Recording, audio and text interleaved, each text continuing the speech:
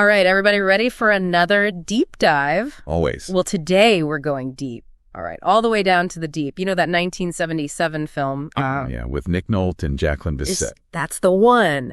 Now, I gotta say, we've got this awesome review as our source material, and it really makes you see the deep in a whole new way. Not just some, a typical treasure hunt flick. Yeah, there's a lot more going on beneath the surface, so to speak. Exactly. There's adventure, history, and even some ethical questions that might make you think twice about, some of the souvenirs you pick up on your travels. The deep is interesting because it starts off with this classic treasure hunt setup, shipwrecks, sunken treasure, all that good stuff. But then it kind of pulls you under, takes you deeper into these, bigger questions. Okay, so what are we talking about here? What's lurking beneath the surface? Well, the film makes you think about the obsession with treasure. It can make people do crazy things, the risks, the greed, the potential for things to go bad. But it also brings up these questions about ownership. Like, who really owns history? Should we be preserving these artifacts, studying them? Or is it fair game for someone to just scoop them up and, profit from them? It's a tough question, right? Especially if you stumbled upon something valuable on a dive. Would you grab it? Donate it? I don't know. What would you do? It's a real dilemma. And all of this is happening against this backdrop of Bermuda. But we're not talking, pink sand beaches and fruity cocktails here. Right.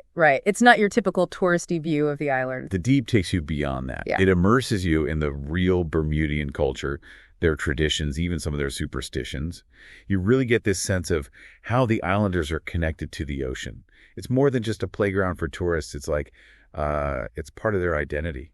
I remember there's this one scene where David, one of the main characters, he gets warned about disturbing a shipwreck, some local legend about, bad luck.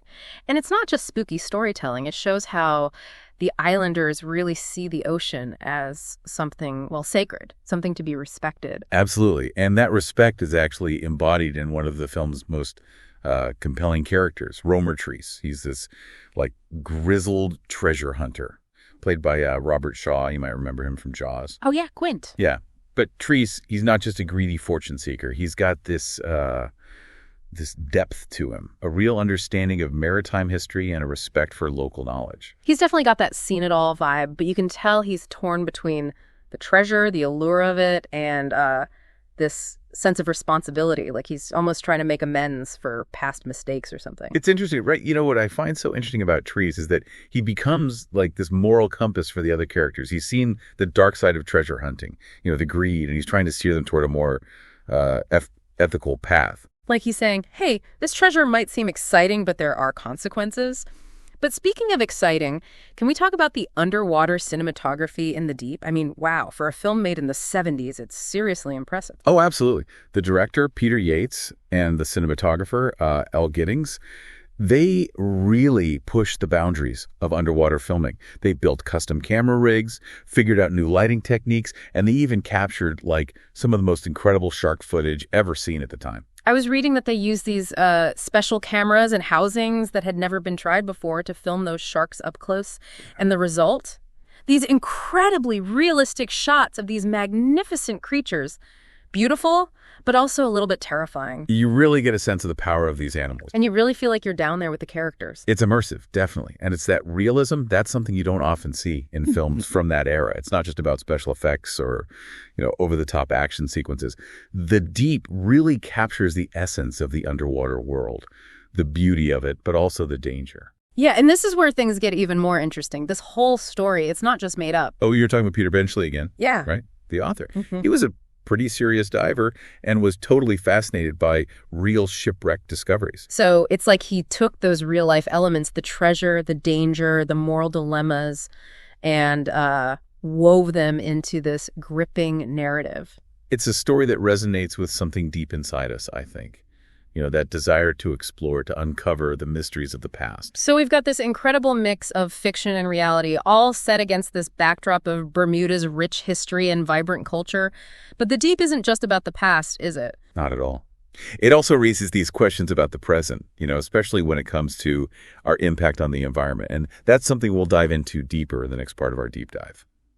Welcome back to our deep dive into the deep. We were just talking about how the film uses this treasure hunt to explore deeper themes, but what really gets me is how relevant those themes are to the conversations we're having today, especially about, our responsibility to the ocean.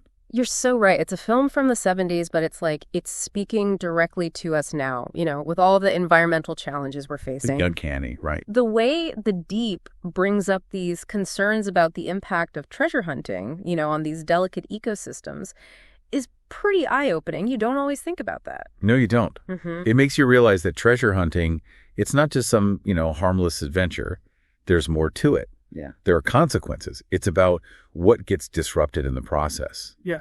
Right, like those coral reefs, all those vibrant ecosystems, or those historical shipwrecks. Those are like, what, time capsules? Right. Exactly. Time capsules on the ocean floor. And disturbing them can have, lasting consequences. Right. And it's not just about the physical damage either. The Deep touches on the economic side of things, too. Like in Bermuda, where tourism is such a big part of their economy. It really makes you think about, the impact of tourism. Yeah, like, are we really benefiting the places we visit, or are we, part of the problem? That's such an important point to consider. And The Deep doesn't shy away from showing that. How the benefits of tourism, they aren't always distributed equally. It's definitely a tension, isn't it? Yeah, you see that tension between the allure of profit and the responsibility to protect the environment, but also the people who call these places home. And it's interesting how the film uses Romer Treece to explore those ethical dilemmas. He's kind of caught in the middle, isn't he? Yeah, he really is. You have these other treasure hunters, the ones who are driven purely by greed. They'll do whatever it takes to get their hands on the loot. But Treece, he's different. He understands the value of history, the importance of preserving these underwater sites. But he's still a treasure hunter, right? So isn't he part of the problem? That's what makes his character so fascinating. He embodies this internal conflict. He's battling with himself between the thrill of the hunt and this deep respect for the sea. You see it in the way he interacts with the other characters. Like he's trying to guide them.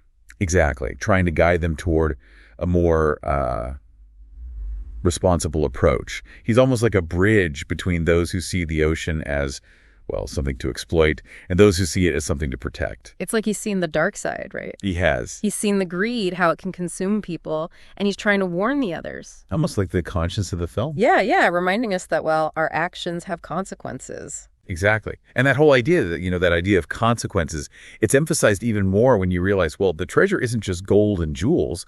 There's also this hidden stash of morphine from a World War II shipwreck. Oh, wow. I didn't know that. It's a detail that adds another layer, of moral complexity. Oh, absolutely. It's not just about wealth and adventure anymore. It's about a substance that can, cause harm, addiction, even death. Right. And it raises all these questions about, what are the motivations behind treasure hunting? Yeah. And are there some things that are, better left undisturbed? It makes you wonder, where do you draw the line, when it comes to exploration and discovery? Are there secrets that should stay buried? It really does. It's like The Deep is this cautionary tale about, the unintended consequences of our actions. We go digging into the unknown, driven by curiosity or greed, and sometimes we unleash things we can't control. And speaking of unleashing things, how about those shark encounters? Oh, man, those are something else. They really capture that feeling of, the beauty and the terror. The filmmakers were really determined to use real shark footage, which was, pretty groundbreaking at the time. Oh. You can tell it's not special effects. The power of those animals is just undeniable. It adds a whole other level to the film. And it's not just about sharks being, scary monsters or something. It shows them as they are, wild, powerful creatures. Creatures we should respect. And it makes those underwater scenes so much more intense. You're right there with the characters, feeling that vulnerability, but also the awe, the sheer unpredictability of the ocean. And of course, we can't forget the whole adventure takes place in Bermuda. Oh, right. And The Deep doesn't just use it as, a pretty backdrop. It really dives into the island's culture and history. I love how they weave in those local traditions and superstitions. It's not just for show. It gives you a sense of place. Remember that scene where David meets that old Bermudian woman, the one who warns him about disturbing the shipwrecks? Oh, yeah. Yeah. Spooky stuff. It gives me chills just thinking about it. It's a reminder that, every place has its own story to tell, its own traditions and beliefs. And sometimes those stories are rooted in, well, this deep connection to the natural world. And Bermuda's history is, wow, it's so complex, right? There are so many layers. Colonialism, maritime trade, all these influences that have come together to create this fascinating cultural tapestry. Exactly. And the Deep, it acknowledges that history, the good and the bad. And it shows how the past shapes the present and how we need to approach these places and their people with respect and understanding. Couldn't have said it better myself. Okay, deep divers, welcome back. We've explored a lot with the deep so far, the treasure hunt, all those ethical questions, those amazing underwater scenes. But there's one more piece I want to look at. The connections between this, fictional story and, well, the real world. It's like when you're out snorkeling and you suddenly realize there's this whole hidden world right there beneath you. That's what makes The Deep so much more than just like a popcorn flick, It's got those roots in reality, which make it fascinating, but also kind of eerie at the same time. You mentioned Peter Benchley, the author, earlier. Yeah. Well, he wasn't just some guy who, sat down and wrote a book. He was a serious diver, loved it. And he was really into the ocean, fascinated by maritime history. So he wasn't just making stuff up. Not at all. He took inspiration from his own diving experiences, from real shipwrecks, ones he'd read about, and even those old sailor tales, those legends that get passed down through generations. He put all that into his story, gave The Deep this feeling of authenticity. It's like when you're reading a good historical novel, You can almost smell the salt air, feel the ocean spray on your face. And didn't they actually film in real shipwrecks for the movie, too? They did. No fake sets here. They went out and shot those scenes in the real deal. Yeah. So when you're watching, you're seeing actual connections to the past. I don't know about you, but that kind of gives me chills. It's like watching history come to life. Right there on screen, it reminds you the ocean is like a giant museum full of stories and mysteries just waiting to be discovered. But those discoveries can be dangerous too, right? I mean, like those shark encounters in the film? Oh, for sure. Nature can be unpredictable, that's for sure. Yeah. And those scenes, those shark scenes, they're not just there to scare you. They're a reminder, we're not always in control. There are forces out there way bigger than us. I'll never forget that scene where David's checking out the shipwreck, and out of nowhere, boom, the shark appears. It's like 1 minute you're just admiring the beauty of it all, and the next you're face to face with, well, a predator. Talk about suspense, right?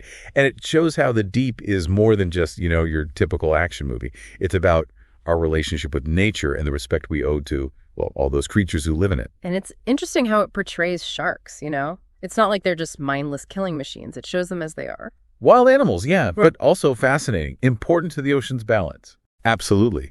And that message, that's even more important today, right? With all the challenges sharks are facing around the world. The Deep makes you want to see them as creatures we need to protect, not fear. So we've talked about how The Deep connects to real events, how it shows this amazing underwater world.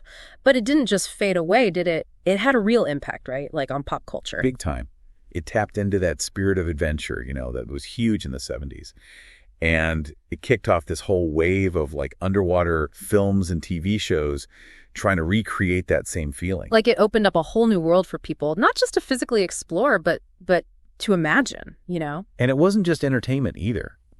The Deep made people more interested in diving, in marine biology, in those ocean mysteries. It's like it planted a seed of curiosity, of respect for the ocean. You can see the film's influence in documentaries and books, even in how we approach conservation now. It helped to change the way we see the ocean, from this big, scary unknown to, well, a place we should be fascinated by. But we can't forget the characters, can we? They're what make you care, right? And they're so well developed. Each one represents a different way of like approaching life, a different view on this treasure hunt. You've got David, the wide-eyed amateur.